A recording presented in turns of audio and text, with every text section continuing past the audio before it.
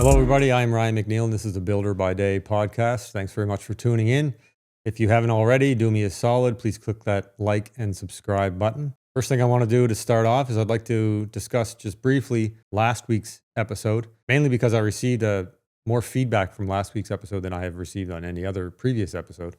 And I wanted to acknowledge that. We received a number of comments on the YouTube channel itself, and a number of folks reached out to me directly, people who I know who had sent me messages or text messages, gave me a call. And I also received a few emails from folks who took the time to actually type out a nicely worded email and express their appreciation for the podcast and the fact that they enjoy listening to it, and to encourage me to continue to stay on the path that I'm on with respect to the type of things that I discuss, which have been quite political in nature for the past 4 or 5 months. And last week's episode, what I had alluded to was that perhaps I would go away from some of the political stuff and move in a different direction and go back to what I thought was originally going to be what the podcast would be about, which would be, business things, new construction, custom home building, real estate development, and just sort of general conversation about things that I know and understand and people that I interact with. And I bring some guests in and we have some conversation about whatever it is that comes up. And certainly I'm still going to continue to do that. But the podcast essentially got hijacked by politics for the past few months, because that's all anybody is talking about. And quite frankly, what really has been going on in our world that is more important than this political landscape and everything that it affects, which is every aspect of our lives. So to those who reached out to share their opinions and or encouragement, I really do appreciate that. I appreciate the feedback and the support. One of the comments that I received in the YouTube comment section, someone had suggested that my ship analogy reminded them of Plato's allegory of the cave. Now, my ship analogy in last week's episode, what I was referring to was the fact that I used the ship as we, the country of Canada, and the people on it, floating adrift at sea, not heading in any particular direction, and most importantly, sinking. And the analogy was that everybody is up on the deck of the ship. Some people know the ship is sinking, and they're desperately trying to raise awareness to those who don't know or realize or can't accept the fact that the ship is sinking. And these folks are just in denial. They just don't want to hear it. And then I went on to also discuss how that this new thing with Alberta and separatism pulls into that. But this person then made a comment and said, "Hey, your analogy reminds me of Plato's allegory of the cave." And so I looked this up. Now, what's most interesting to me is not that the two analogies are similar, because you could probably choose any number of analogies and it would be very similar to what Plato is describing in his theories and ideas. What's most amazing to me is that Plato, his time was back in like 400 BC, and he was dealing with the same shit that we are dealing with now in 2025, which is a very significant portion of the population who are completely ignorant to what is going on around them, completely ignorant to reality, willfully blind, and unwilling to listen to anyone who wants to not just tell them, but show them and illustrate and demonstrate for them what is really happening around them. And it's amazing to me that here we are. I mean, it's a different story back in 400 BC. Okay, in 400 BC, you would have had some challenges trying to communicate things to people. It would have been a little difficult to get your message out, considering that back in 400 BC, probably most people, average folks, weren't reading and writing to begin with. And certainly they weren't carrying phones in their pockets with internet access and all of the access in the world to every bit of information you could possibly imagine, including videos, written pieces, and all of the media and all of the correspondence and all of the talking heads and all of the experts and all of the professors and all of the people with all of the experience to explain to you exactly what's happening in this country and bring receipts and show you the proof. He didn't have that. That didn't exist in 400 BC. Back in 400 BC, if you started talking some shit about things other than what the masses agreed with, they probably called you a witch and burnt you at the stake. So he had some entirely different challenges than we have. But here we are, a couple thousand years later or more, still dealing with the same scenario.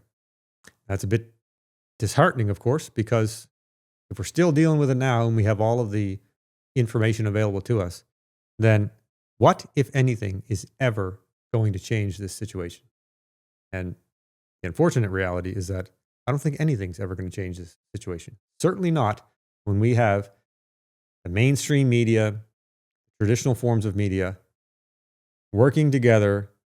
Even now, I've noticed since the election, even post-election, they've doubled down on the propaganda and the direction which they are trying to move everybody. That's where we are. And so we have scenarios now where folks like myself just starting out with this, but other people who've been doing it longer than me and have enormous audiences, some with hundreds of thousands or millions of followers, just desperately trying to do whatever they can to essentially try to shine the light on what's really happening, and hopefully people will open their eyes to it. When I had mentioned last week about getting away from the political stuff, it was mainly because I just wasn't sure if that was what people wanted to hear from me.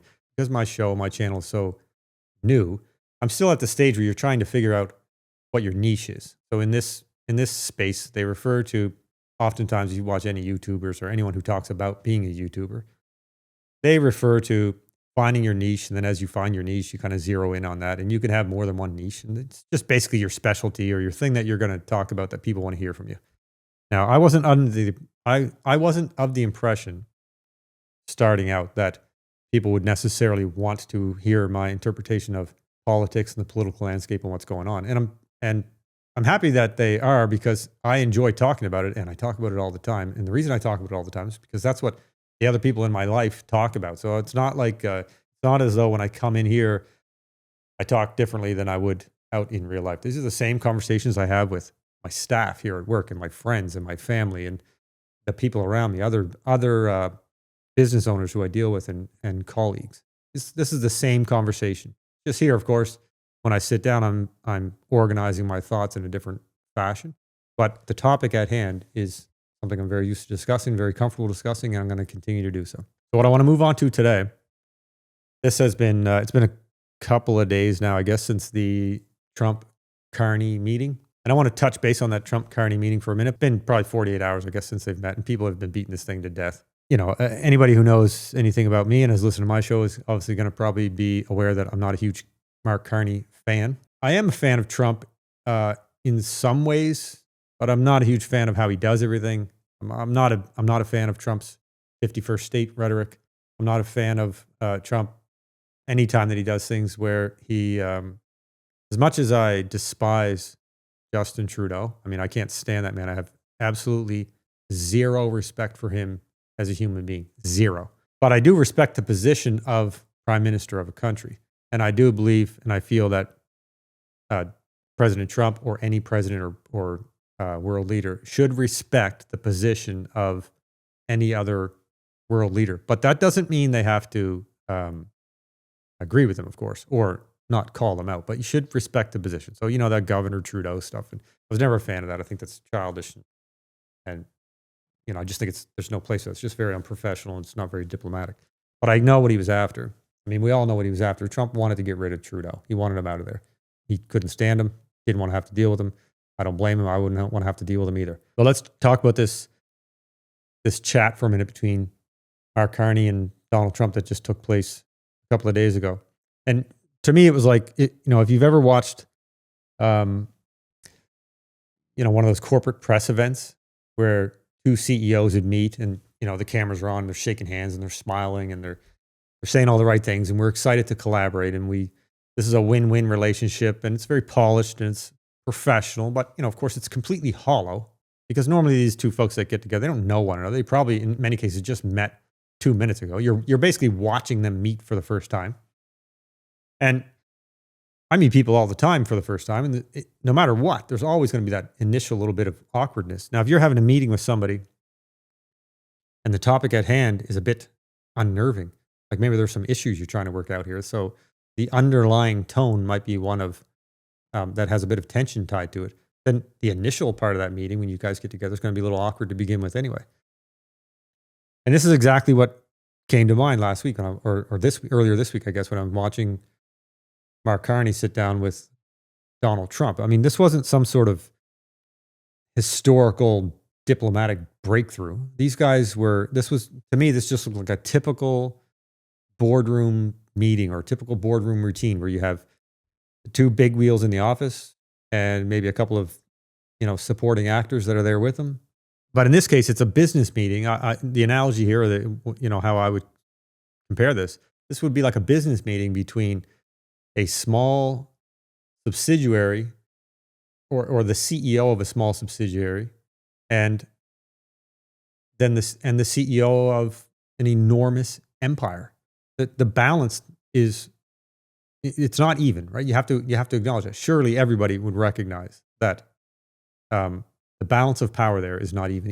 Even though they are both the leaders of their countries, and if we look at it from a business perspective, they're both, let's say, the CEOs of the company. These two companies are not the same size, and they don't have the same relationship one way versus the other. Okay, the relationship from the US to Canada is not the same as the relationship from Canada to the US.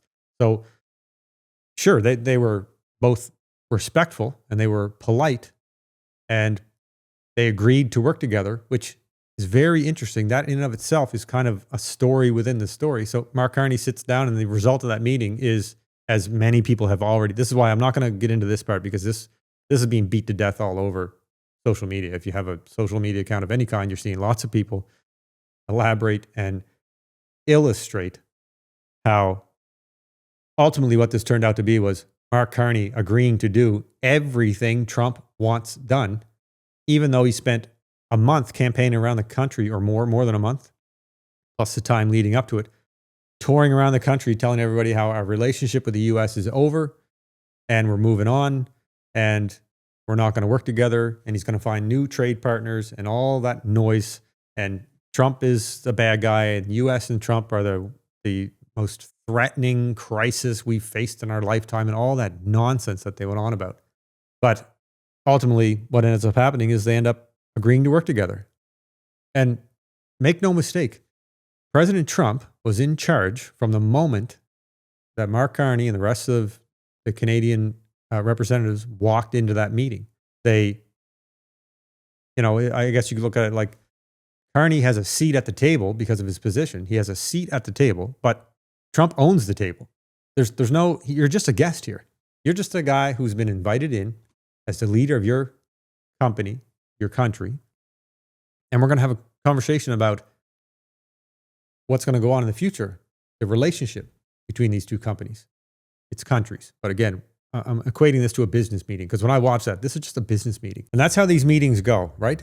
One guy sets the tone and the terms and the direction of the meeting, and the other guy basically nods along and says what he knows he needs to say to appease the person who is ultimately in charge. And Trump didn't dominate the room and grandstand for the audience. And it wasn't this spectacle that many people perhaps thought it was going to be or it had the potential to be.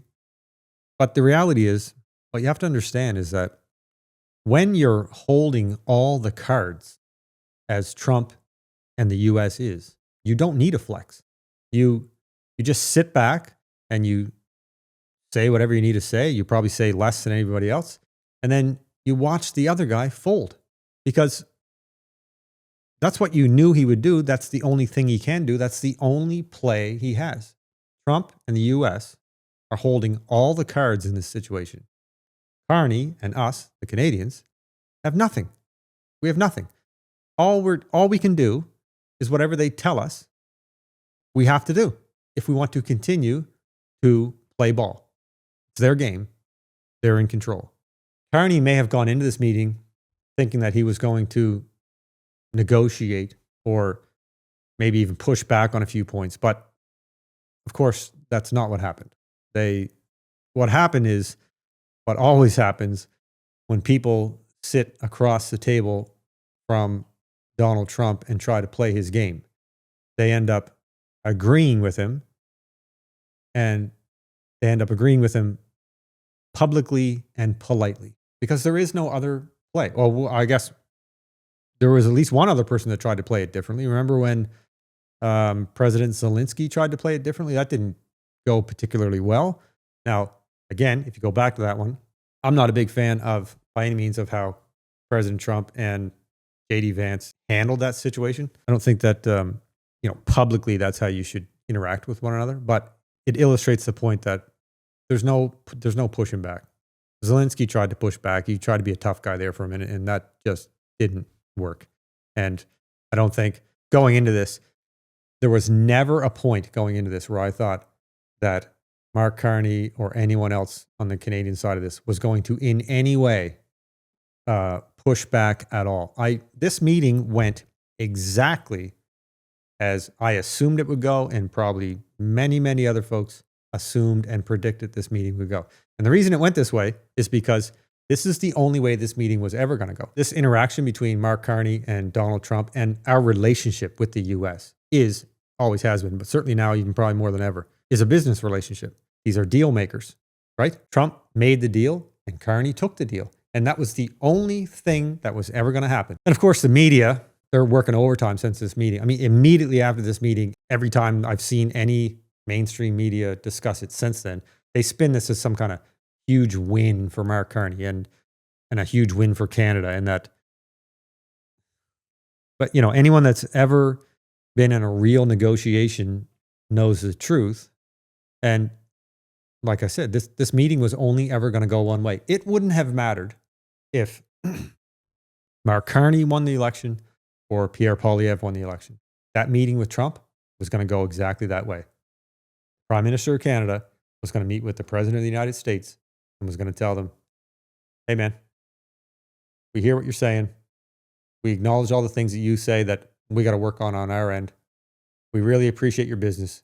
We appreciate the fact that we have a hundreds of years long tradition and history with one another. This meeting with Trump and Carney and the U.S.-Canada relationship and all of that to me is, it's obviously there are many moving parts there, and it's complex, right? I'm not suggesting that international global affairs and international trade and sovereignty and U.S.-Canada relations and all those things are simple. Obviously, that's very complex stuff.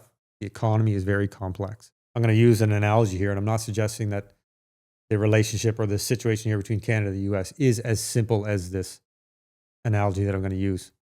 But the part right here that we're talking about, this part where the two CEOs get together and they bring a couple big wheels on each end and they all sit in a room together and they talk it through, that's not complicated. That's actually, at this point now we're getting down to the personal level. Now we're down to these two people having a conversation. Now from there, they have to go back to their people. They have to go back to their companies, to their countries, to their administrations, and they have to say, okay, everybody. So meeting's over. Obviously, you guys heard how that went. So let's get moving on doing the things that we agreed to do in the meeting. That's how it should happen. Of course, that's not how it's going to happen. At least I don't think that's how it's going to happen. Not on our end, on Canada's end. I don't think that's going to happen. But this meeting between Carney and Trump to me was just like a meeting between, as I said earlier, it's just like a meeting between two CEOs, two different companies. And for the purposes of this analogy, you have to assume exactly what we already know to be the case, which is these two companies do business together, a lot of business together. These two companies have been doing business together for hundreds of years. These two companies both are, admittedly, from both sides, they are both better off with one another than without one another. But there is an imbalance of power between these two companies. The relationship is not even.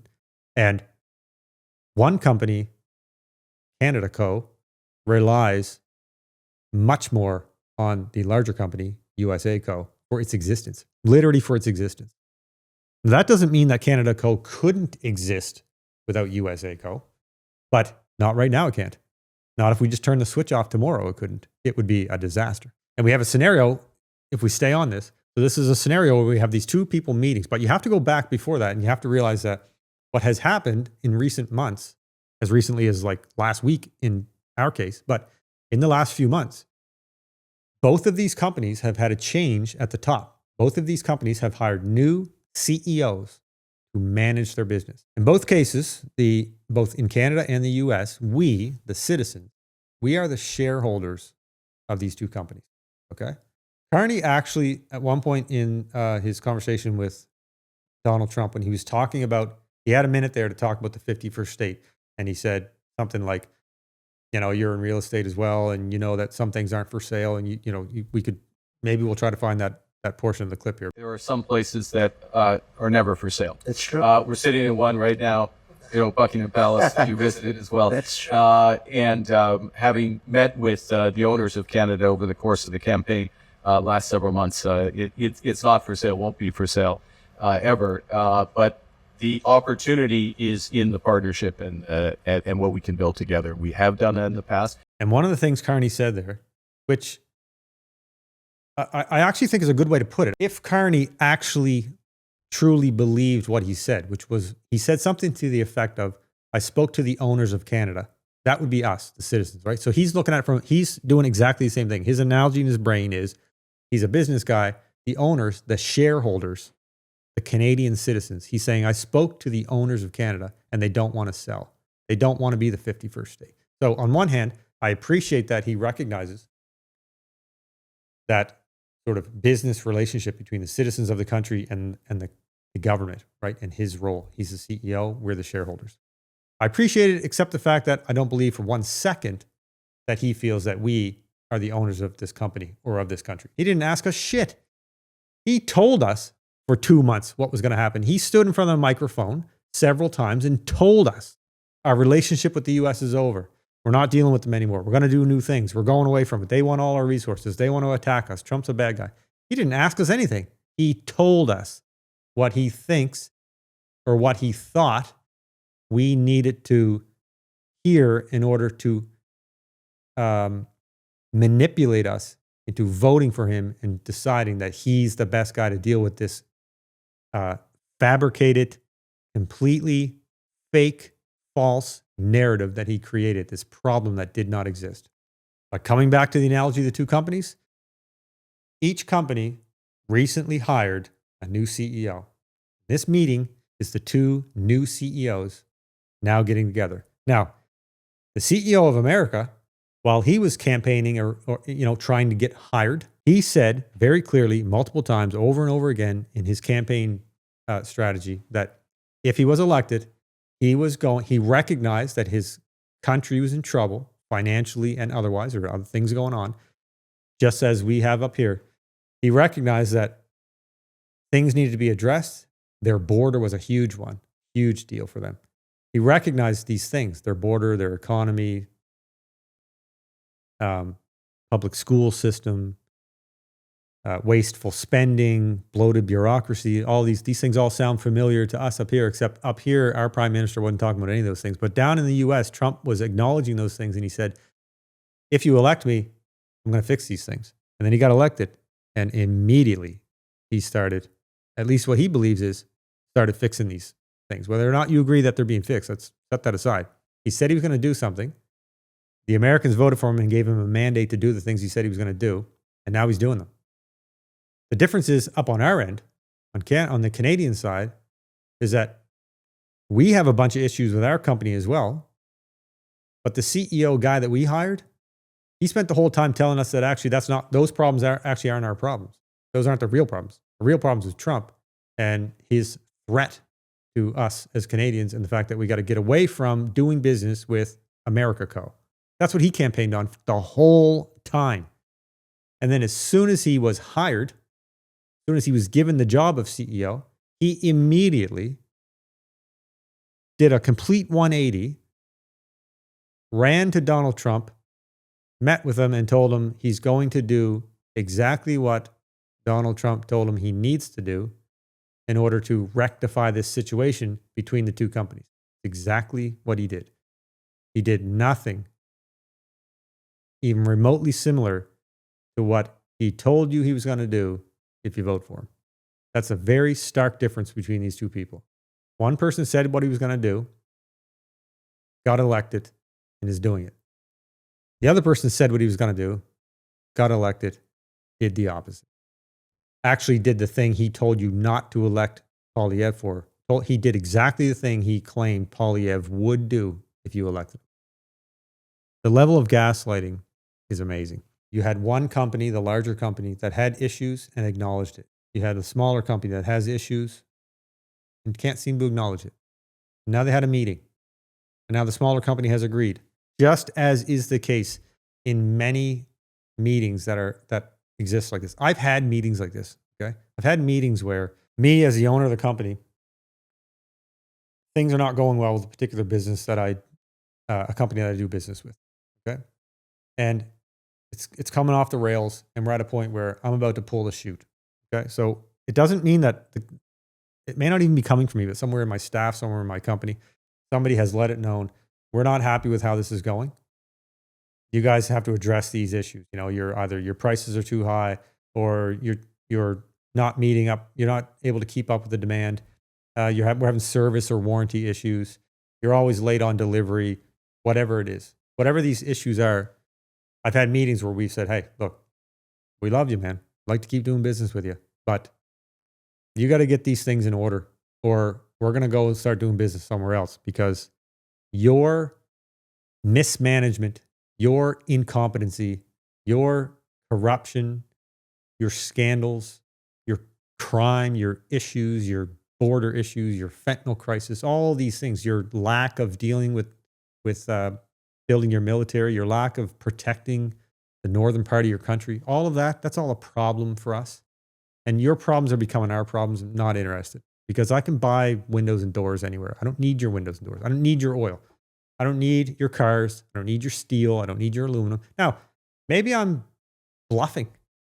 Maybe maybe I don't have another window and door supplier lined up. Maybe it would actually be quite painful for me to do that right now.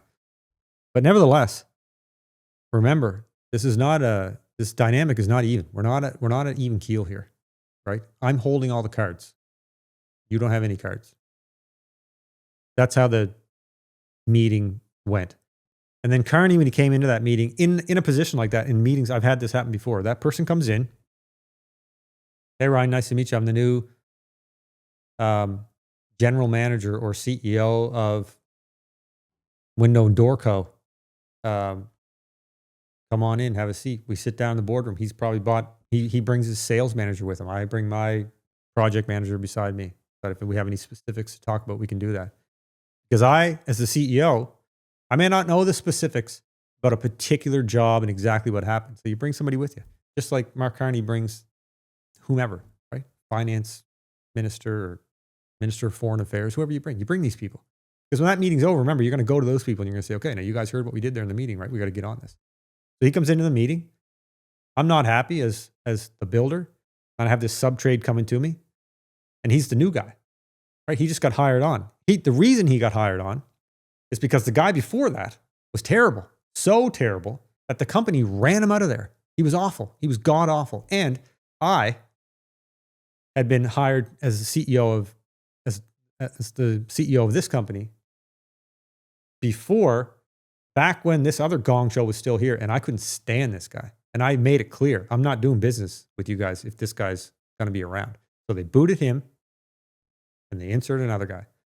The other guy comes in. And when we have this meeting here in the boardroom, he comes in.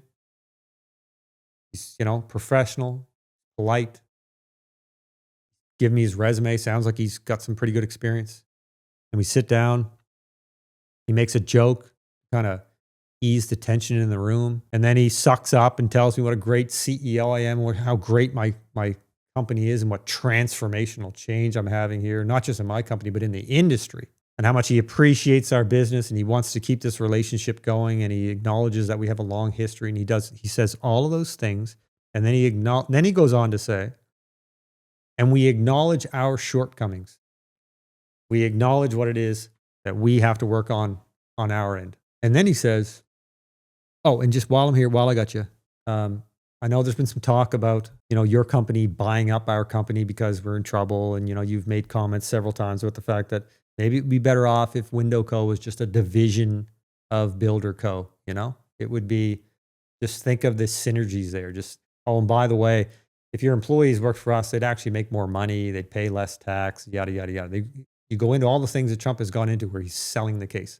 But the folks at Window Co., at least not all of them, They don't want to hear that. They don't want to hear from Builder Co. talking about how they're in trouble and they'd be better off to just join forces with us. So the CEO of Window Co. says, hey man, some things just aren't for sale, right? This company has a long history and the people here are very proud and they don't ever want to be part of Builder Co. They want to be Window Co. And so just want to let you know, that's not going to happen. We're going to get this thing straightened out moving forward. And I go, yeah, okay, that's cool. But never say never. It could happen, right? We all knew how that meeting was going to go. It's my meeting. I'm in control. I'm in charge. You're the new guy. You come in. I say, hey, that looks pretty good. It's professional, polite. I can respect the position that you have. I respect you as a person. You seem like you have half a brain in your head. And most importantly, you sat down here and you were polite and professional and diplomatic and you flattered me. You told me I was a great guy and you said this was a great company and you seemed like you want to get along. So, all right, we're going to stand up. We shake hands. We part ways. We probably have very little conversation with one another ever again, other than perhaps at these events where we both happen to be there, maybe. Or perhaps we have another meeting later on if you drop the ball on this. But then probably not even, because at that point, I've already had my conversation with you and you've told me you were going to take care of it and you were going to address the things I want to address. And so if you don't do it, that's on you. I'm not going to chase you for it. And that's how Trump and anyone else in that situation is going to operate. They gave him the time of day. They respected the situation. And now the ball's back in our court as Canadians to do what we said we were going to do, hold up our end of the bargain. Now it's for Carney to go back to his, if it were a business, his management staff. In the political world, you go back to your cabinet and your ministers and all the people involved in the government, and you make sure that you address the things that need to be addressed so that you can preserve, sustain, rebuild, whatever, this relationship between the two companies or the two countries as it is. Okay, I'm going to move away from that. The other thing I want to talk about here today, we're going to show a video here in a second. I want to show the clip of it. But if you're not aware, we have a very sad situation here in Nova Scotia where two young children have gone missing. These two children are 4 and 6 years old, and the RCMP and many volunteers have been searching for these children for a number of days now. I think it's been 5 or 6 days. And unfortunately, yesterday there was an announcement that those who are in the search, the RCMP officers and so on, are going to scale back the search. When the time came for them to deliver this bad news, to deliver the news that it would appear that hope is now lost and they're going to be moving on. How did they deliver this news? They delivered it by first starting with a virtue signaling land acknowledgement. So have a look at this clip. First, I acknowledge that we are in Mi'kma'ki, the traditional and unceded ancestral territory of the Mi'kmaq people. I also recognize that African Nova Scotians are a distinct people whose histories, legacies, and contributions have enriched that part of Mi'kma'ki known as Nova Scotia for over 400 years. Now, when you see that clip, I would assume that most of you probably feel the same way about it that I do. It's amazing to me that that's where these folks thought the focus should be at this moment. Not on the kids, not on the children, not on the families, not on the community that's suffering and the heartbreak of this situation, but on checking the boxes of the latest approved talking points, like it's some kind of diversity seminar instead of a gut-wrenching tragedy involving two innocent children. They chose this moment to do that. How does what's happening here have anything to do with land acknowledgements? How does that announcement have anything to do with what's happening here in this situation? What relevance do these acknowledgements have in this moment? And instead of giving the families the full focus they deserve, the RCMP choose to use this moment to grab a mic and stand up on a soapbox. And what even is that? Like, are the RCMP some kind of activist movement now? Like, what is the idea? Who comes up with this? Moments like this are not time for these stupid, fake, symbolic gestures that we have seen all too often. This isn't about your institutional guilt or your social awareness or whatever you're trying to project at this moment. This is a time for clarity and compassion for the victims of this tragedy that is literally still unfolding as you make this ridiculous comment that you open up with. It's beyond me. So instead of paying all of the focus to the moment and to the people that should be focused on, instead they give this completely out of touch speech. I mean, it felt like parody when you watched it. You know, almost to the point where it felt like somebody would have had to take real, legitimate thought and planning ahead of time to say, listen, before you get into talking about the missing children and the fact that we're calling off the search and all hope is lost and this is terrible. Before you do that, make sure that we want to stay on brand here. Make sure that you include this land acknowledgement of Indigenous people and for some other reason, some kind of nod to Black history, which has nothing to do with this situation in any way. They're hijacking a painful, very specific situation to push this generic political narrative that doesn't in any way belong in this moment. You know, it's terrible, man. These two children are still missing. They haven't been recovered. And that should have been the only thing the RCMP spoke about in that moment. That should have been it. No abstract acknowledgements, no borrowed struggles that you're trying to come up with. Just focus on the missing children and their families and the moment. Save the speeches for some other time. It reminds me, there was an incident here in Nova Scotia back around Remembrance Day where there was a school that canceled their Remembrance Day ceremony because they said that there were foreign students in the school who may be, how did they word it? I'm trying to remember this now. It was a few months ago, that may be upset by seeing military members in uniform. And oftentimes what happens is when you bring this up, I remember back then when I did that podcast back in November, you know, I commented back then about the wokeness in schools. I think that might have been what the title even was. You know, I was talking about schools and wokeness, and I was referring to this woke mind virus that has infected this country. It's infected the Western world. This woke mind virus that has completely infected our society. I've heard people sometimes try to dismiss this, and they try to dismiss these complaints about wokeness. You know, they say, oh, you far right people, you don't even know what woke means. That's just a word you use to describe anything that you don't like. I actually took a second this morning to write out. I'm going to read it because it's my own writing. It's my own definition. This isn't the definition of wokeness. This is my definition of wokeness. So for anybody that says, you don't even know what woke means, that's just a word you use. Nope, this is what it means. This is what woke means to me. Okay, you ready? Woke describes a group convincing itself it's being oppressed, whether it's true or not, and using that belief to justify pushing for changes in society that align with its own ideology, often without concern for facts, fairness, or the impact on others. The speech given by the RCMP officer had nothing to do with the matter at hand. It had to do with somehow trying to turn around and shine a light on other groups that have been oppressed and make the moment about them instead. And like all wokeness, all these examples, and in many cases, has absolutely nothing to do with fairness and gives absolutely no consideration to the impact on others. A perfect textbook example of wokeness at its finest. I appreciate everybody listening today. These issues, these tasks at hand, these things that we're dealing with now, the future of this country.